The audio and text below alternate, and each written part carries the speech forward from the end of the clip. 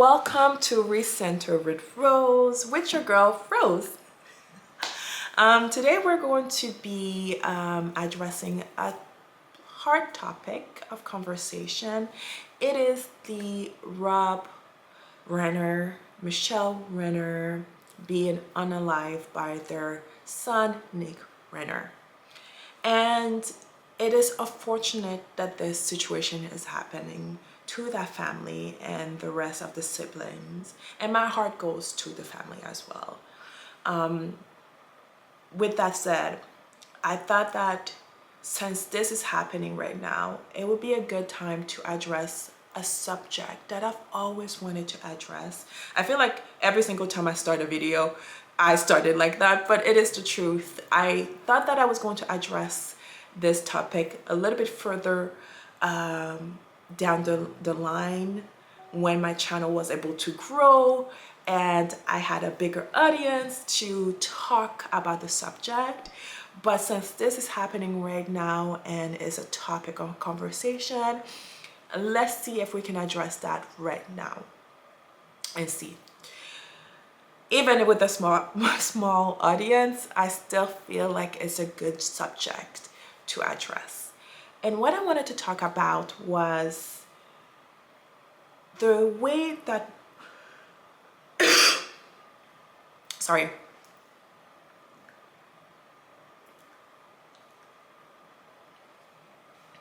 What I wanted to talk about is the way that parents view their children.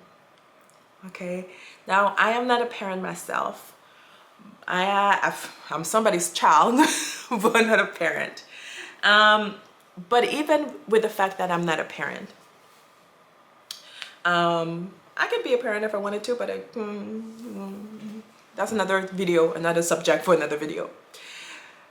But I've always, because I survived,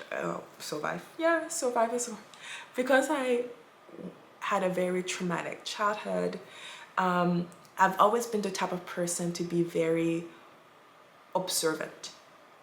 Okay, I observe everything and try to come to my own conclusion. And maybe that's part of the trauma that I went through as a child, very lonely, and that's all I had to do, try to understand why I was put in a very difficult situation.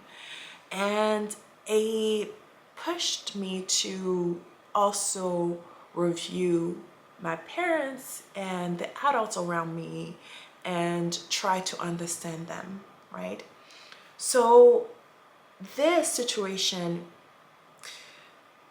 made me want to make a video about the fantasy that parents have of their children versus the reality of who their children is, right? And that's exactly what happened here from my own perception. Now you guys may have a different take on that, but it's my channel, so this is going to be my take on the subject. And yes, I'm going to be a little bit I'll smile a little bit more on this channel, on this video. It's just that I'm a happy person, but I understand the sadness of what is happening. So please don't misunderstand me being overly happy with something else. Just wanted to say that. So, perception versus reality. Oftentimes, and I see that a lot with parents, they say to themselves, I want a mini-me. I want a person like a mini-me. And that is the seed of where things can actually unfold very poorly for some parents. I am going to tell you something here that you may not be happy about it, but it's the truth, okay? A child can look like you. A child can have some behavior, mannerism that you have because you're raising them. But the way that they view the world is never, ever going to be like you. Because they are their own person, their own entity. And they view the world through their own lenses. It's the same phenomena where you have 3 siblings growing up in the same household, experiencing the same thing, but everybody is going to experience it differently. You can do that with twins. You have 2 twins, they experience the same kind of event, situation. One of them will remember something and the other one will remember something else. It's just what humans are. Your brain chemistry, the way that you perceive things are always going to be different. And it's very hard for some parents to understand that. They think, oh, I'm ambitious, I'm this, I'm that, I'm kind. All my children should be like that because I'm raising them. Sure? No. That's not how that's gonna happen. That's not how that's going to work for you, for anybody, right? Some child can be overly ambitious and their parents are completely lazy, right? Some child can be super kind and their parents are completely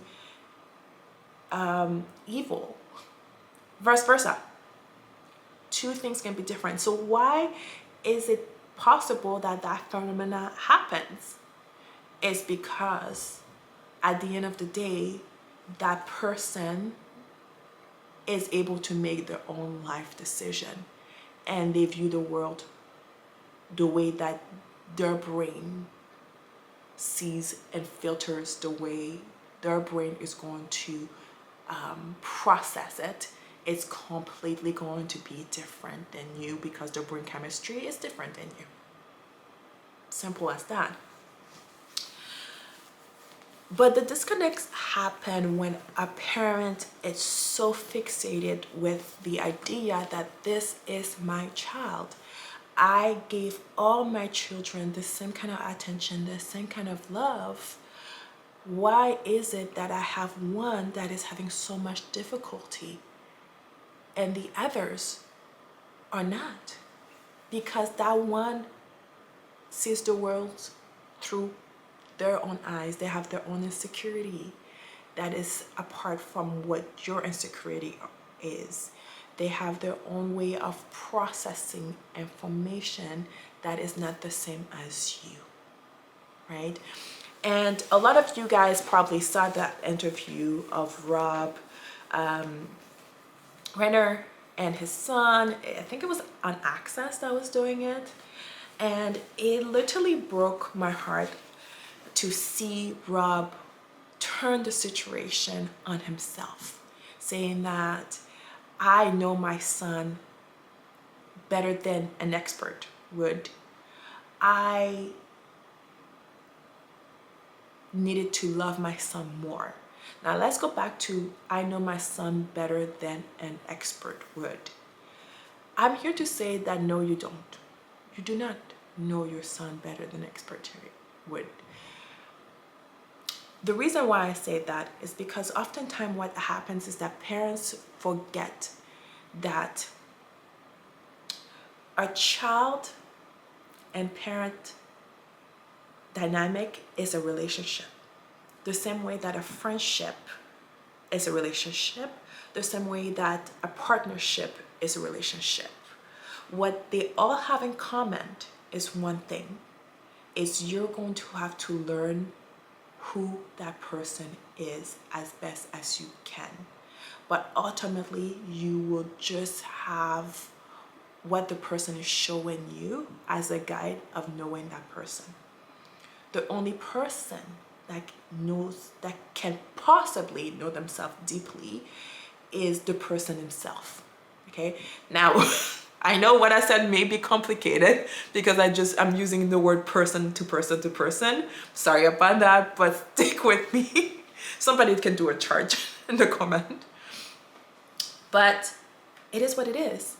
Oftentimes parents forget that the child and them have a relationship.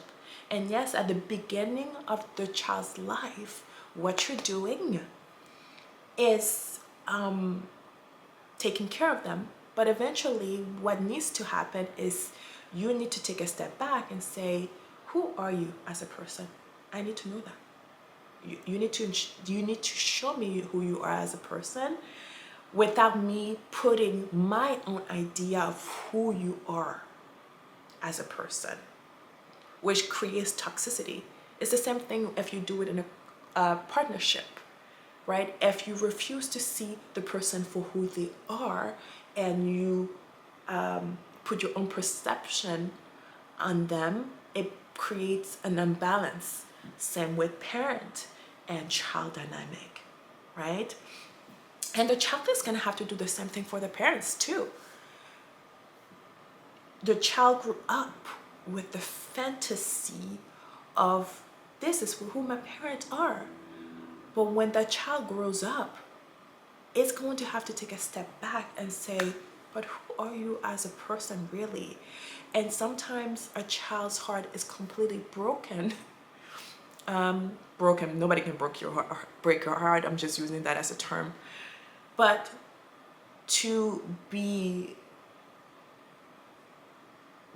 a child's heart can be broken with that reality of who the idea of who I thought my parents were is completely different than the person that they truly are. And same thing will happen with a parent and a child dynamic. It comes a time in a parent's life where you have to see the reality of who your child is, right?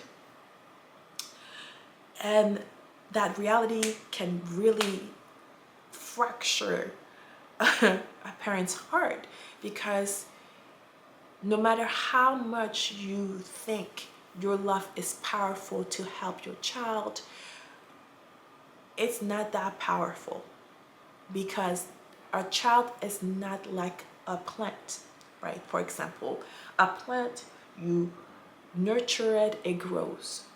A child, you nurture it, it grows, but it also has the ability to think for itself and make choices and make decisions for itself. So that's difficult for a parent to actually deal with sometimes, because as I said before in the video, you can be as kind, loving, and nurturing as a parent and have a child that is not kind, complete opposite of you.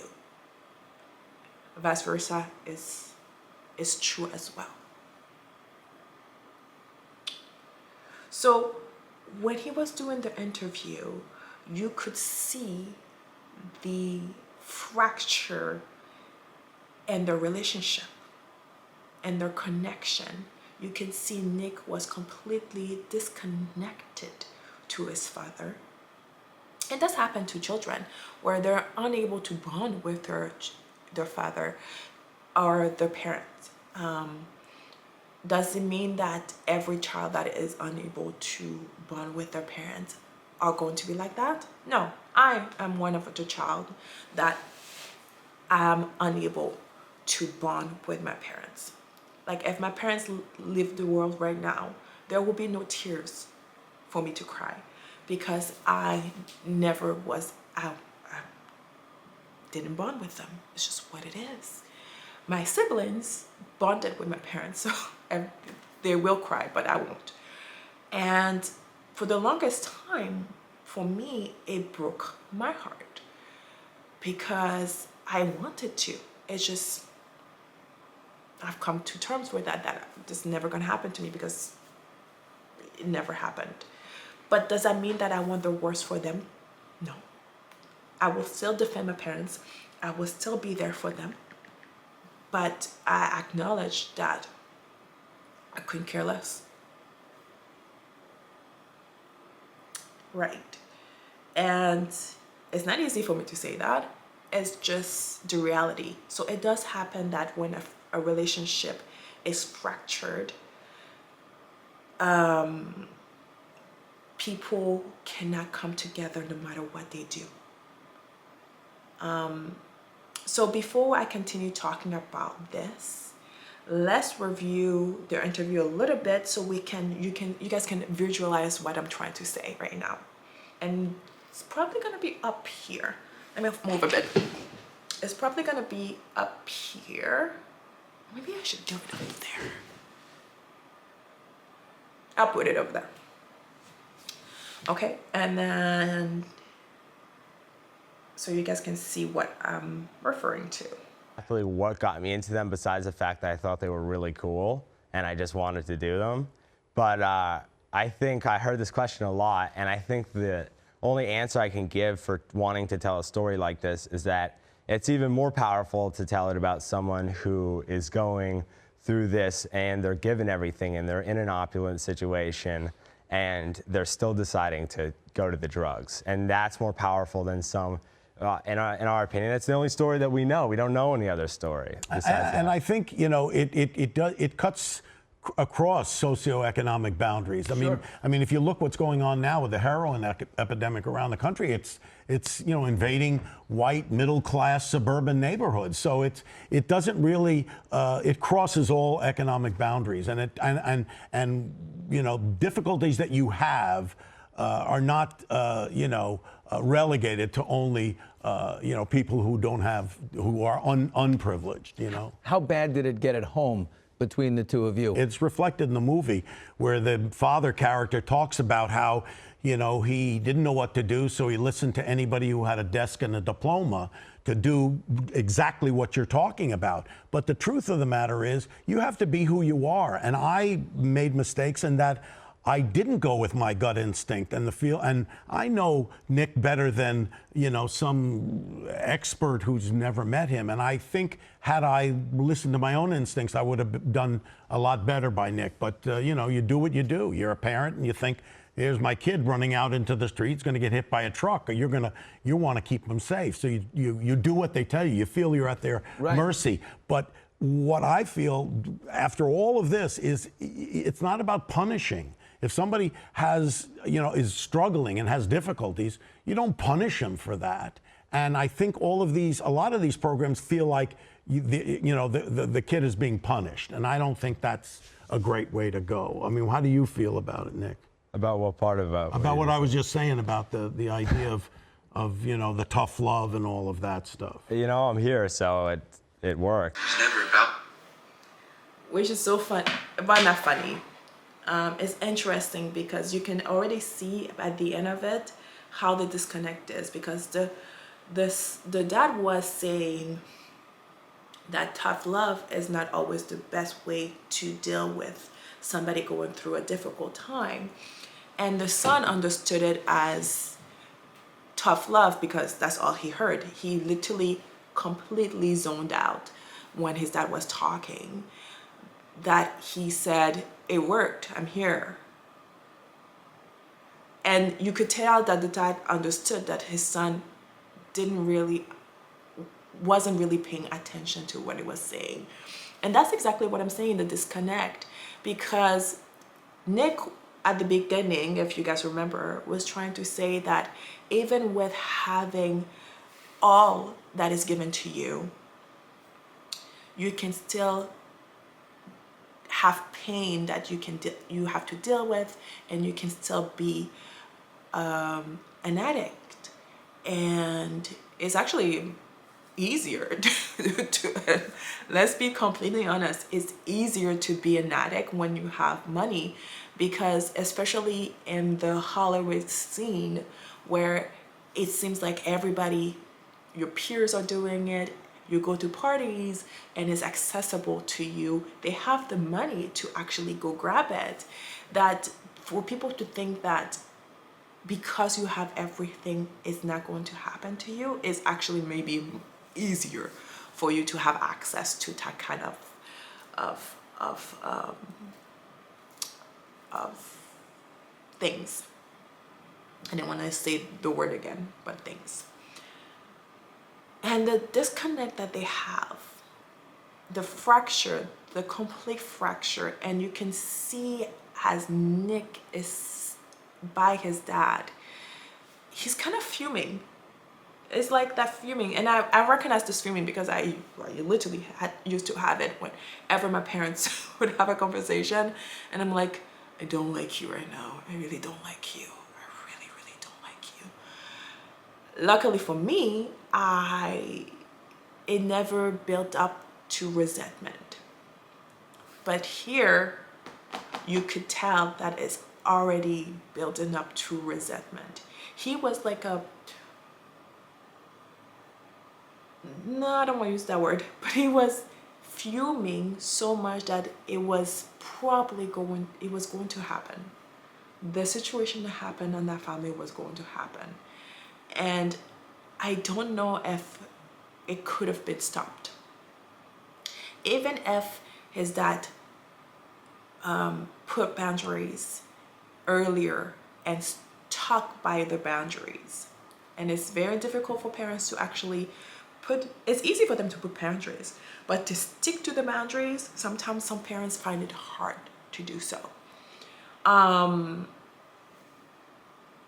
Even if his parents put some boundaries up earlier and said, you know what, you're an adult now, you've made your bed, you're gonna have to lay in it, we can't associate with you anymore, you're on your own, do your own thing, I hope life goes well for you. Even if he did that, who are we to say that we were not going to be in the same situation?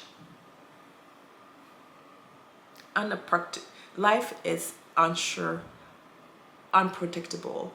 We don't know if that's where everything was going to lead, no matter what, right? And again, you cannot love somebody, especially an addict that's been an addict for many years. They keep going back at it. And I believe he said that he went to rehab 18 times. After the third time to rehab, I would have said to him, you're on your own. Son, at this point, you're on your own. 18 times. And you keep saying to yourself, no, I need to love my son more. I need to be there for my son. It's because I wasn't there for my son. But as a parent, take a step back. Really review. Was I equally there for my son the way that I was there for my daughter and my other son? If the answer is yes, I was equally there for all three of them, then you have to say, this journey is for Nick to take. He has a specific life journey that he has to take, a lesson that he has to learn. And as a parent, I have to step back and let my son take that journey on his own. Like I said, I don't know if I said it here, but you can inspire your child to grow, but the growth needs to go through. They need to go through the growth process on their own. They absolutely need to go through the growth process on their own, especially if you're an addict, especially if you're going through extreme pain. You have to learn how to get yourself out of hell, quote unquote. When you get yourself out of hell, you remember all the steps that you had to take to get out of that situation. This is why you don't go back to it, or it's harder for you to go back to it, because you remember all the struggle you had to do. So as a parent, when you come in and you're like, I want to save you and I'm going to be there for you when you, in your hard times, like I was there for you when you were a child is different, right? An adult, there is a time for you to say, listen, I love you. I did everything that I could have done for you as a parent. It is your turn to make your own decisions. And I remove myself, and I hope you are able to get yourself out of the situation that you've put yourself in. And I have faith that you're going to be able to do that. But right now, it's your life story, and it's you who have to decide what it's going to be. Because what you don't want to is have an entitled person as a child that keeps blaming you and saying that you're the reason why. I'm sure that's what happened, but you're the reason why I'm like this. No, I am not the reason why you're like this. Because you also made decisions, life decision, and when you were making those life decisions, I wasn't around. If you think being my child and having access to everything is difficult, then you don't have to. You're an adult. You can go somewhere else, take a plane, and start a new life for yourself, right?